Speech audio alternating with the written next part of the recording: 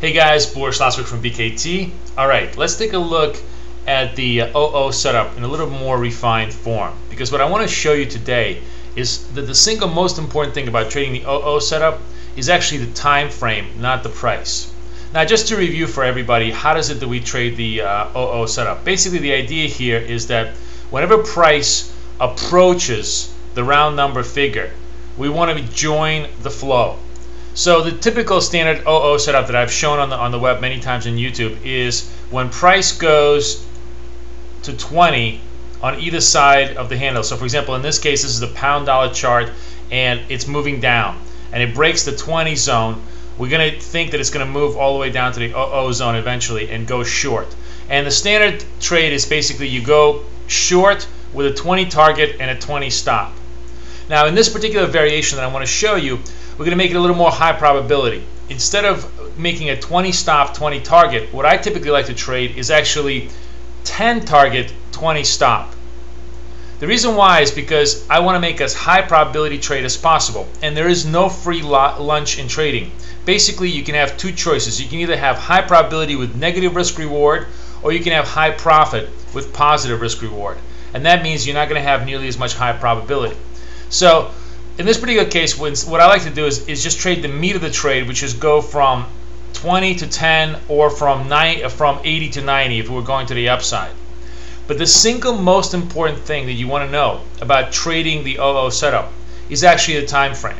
Let's take a look at the pound dollar first, and then I'll take a look at the euro dollar.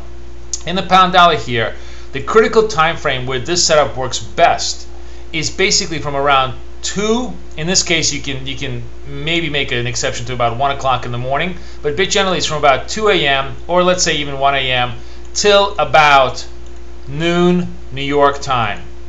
This is all East Coast time, till basically right around here. Maybe even, I would say, even 11 o'clock New York time. And the reason why those hours are the prime hours of trade is because that's when London and New York intersect. That's when you have the most liquidity, and that's when price basically takes enormous amount of momentum and vortex. Remember, this whole setup is based on the idea of huge momentum sweeping towards the OO number as news drives it or some other factor drives it towards that direction. So if you just limit yourself basically to the start of the London session and to the end of the midday New York session, that's when you're going to have the highest probabilities of success. So as we move on, this is a 5-day chart, 10-minute chart. You'll see that as we move on during the day, you have lots and lots of action. This, of course, Asia going, very, very flat. And now, again, comes London. Now comes London, and it's around 2 o'clock in the morning, and this is when we begin to trade. So here, in this particular case, we're going to take a 196.80. right here. The stop would be 196.660. We get long here. Here you get a little bit of retrace. And notice this is why you need to give yourself 20 points of retrace, because sometimes price is just not going to go in your direction right away as momentum builds in early morning. Remember, what's happening is that dealers in London are getting orders, and that's where the order flow starts to move towards your direction. And here it hits again back up to plus 10. And maybe even plus 20 if you wanted to hold it all the way down. So this is the pound, and there are lots more examples as we go through. Here's the New York session. Again, we break the 80 in the New York session, and we could make another run back up to the 9,700 on the move. So those are the two key times when you really want to be trading. Everything else is just going to be lots of fake outs and lots of very weak movements because you don't have directionality. Let's take a look at as we go forward in our momentum. Here again, we're basically, this is the 80 chart. In this case, we're looking for a move back up through the 80 move. Here it moves back up through 80 and goes all the way up to 9,700 on the move up as we get the news. This is the 2 o'clock to the 4 o'clock time window, the real meat of the trade, when we get news and a vortex of information going our way. And here, ironically enough, by the way, a lot of the stuff will get reversed in New York because news, of course, goes the other way. This is the FOMC meeting, so that's why this is the only exception.